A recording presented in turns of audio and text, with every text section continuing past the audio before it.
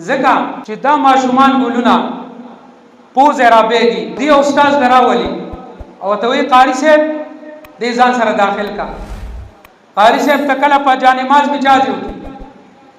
کله کڼ رابېږي هغه ول صفا کی او د دې وخت دا ماشوم دا تربيت کوي دې حد ترور شي چې د قران عظیم شان ختم پیو کې 15 کال کې سلور کال کې 3 کال کې ولدا قران عظیم شان ورکوټي کتاب جلاله د طرفه چې څومره کتابونه راغلي دي خدا کتاب دا د الله کلام هم دی او د الله کتاب هم دی او د دې کلام ختم وشي او بیا د هغه باوجود مو د پلار ته د قیامت پر ستاج ور پسريږي هغه ته خوشاليږي او ډیر وځ ته نه خوشاليږي چې علماء کرام او ملمنو لراشي او دی ودکی عزتمند صرف په مختصر آیات بسم الله الرحمن الرحیم باندې مختصر خبره کوم عیسی علیه السلام یو ځلی په یو مقبره تیریدو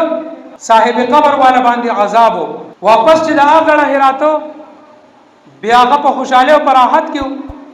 د الله نه تاسو کوي الله چې د دې اړه خدمت په دمانه غضب او چې دا غړه هراتله مو په خوشاله د راحت دي ورته وی د یو معصوم بچي دنه پاتې شلو چې غړ شو قاری صاحب له جمعه تبوتو هغه ورته بسم الله الرحمن الرحیم وی نو مال حیا راځي چې د دوه ورکوټه بچي بسم الله الرحمن الرحیم وی زمان نو محلي او زبر د پلان عذاب ورکوم نن بابازي والدین وفات شي وي بچي به د قران عظیم شان ناظری ختمونه کړی مهنت کاری صاحب کړي دي مهنت بچي کړي دي تاج په پلار تور پسري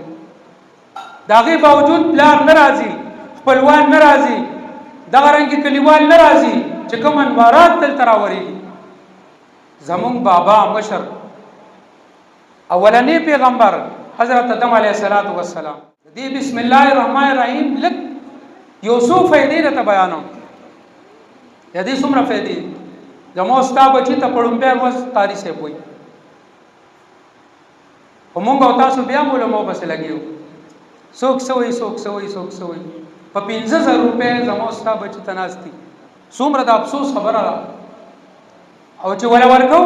تنها ولا ورکای نو یو درې ځله په پیوس باتی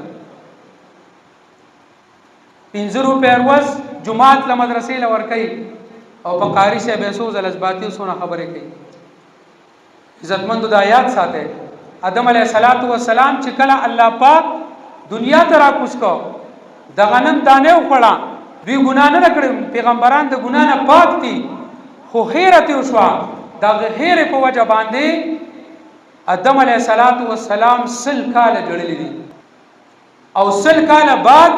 بیا جبرائیل علیہ السلام ورته راغی او سوی ورته وی یو کلمه ده هغه کلمه وایا او هغه پس بیا دعا وکا الله مدد دار سمات جبرائیل علیہ السلام ته فرمایي کومه کلمه را بسم الله الرحمن الرحیم وایا او دعا وکا الله برتا دا هر سمات آدم علیہ السلام بسم الله الرحمن الرحیم وی چې کله آدم علیہ السلام د دنیا نه تشریف پیوړو کلمه اوچته شو اسمان نوح علیہ السلام الله پاک رو لګو 40 سلويخ کال بعد الله جل جلاله پیغمبري ورکړه نحنم سو کال خپل قوم ته خپل امت ته دعوت چلاو دعوت ونه مانه د الله په حکم یو کشته جوړ کړه کشته ته چې حتی جبرائیل علیہ السلام راغی نوح علیہ السلام ته فرمایي وی بسم الله الرحمن الرحیم دا کلمه وایا نوح علیہ السلام دا کلمه وی چې نوح علیہ السلام دنیا نه تشریف یوړو کلمه بیا اسمان ته وخته کله چې موسی علیہ السلام دنیا ته راغی فرعون سره مقابله رااله دریاب ته رسیدو جبرائیل علیہ السلام موسی علیہ السلام ته راغی د الله رسوله دا کلمه وایا په دریاب کې ورته الله لارې جوړي موسی علیہ السلام دا کلمه وې په دریاب کې وته الله جل جلاله لارې جوړي چې کله موسی علیہ السلام دنیا نه تشریف یوړو کلمه بیا وخته کله چې عیسی علیہ السلام دنیا ته راغی او يهوديانو دا اراده د قتل منسوبه جوړ کړه او يهوديان ورپسې شو. عیسی علیه السلام یو کوړه بل کوړه یو کوټې ته وردن نشو او په هغه کوټه کې جبرائیل علیه السلام راغی او په یو سوري کې اوچت کو وته بسم الله الرحمن الرحیم وای دا کلمه وای. نو عیسی علیه السلام دویم اسمان کې دی الله جل جلاله دویم اسمان ته وهجو. آدم علیه السلام لومبني اسمان کې دی. دویم اسمان کې حضرت عیسی علیہ السلام دے او په دریم اسمان کې حضرت یحیی علیہ السلام دے او په څلورم اسمان کې حضرت ادریس علیہ السلام دے او په پنځم اسمان کې حضرت هارون علیہ السلام دے او په شپږم کې موسی علیہ السلام دے او په اووم کې حضرت ابراهیم علیہ السلام او کله چې پیغمبر علیہ السلام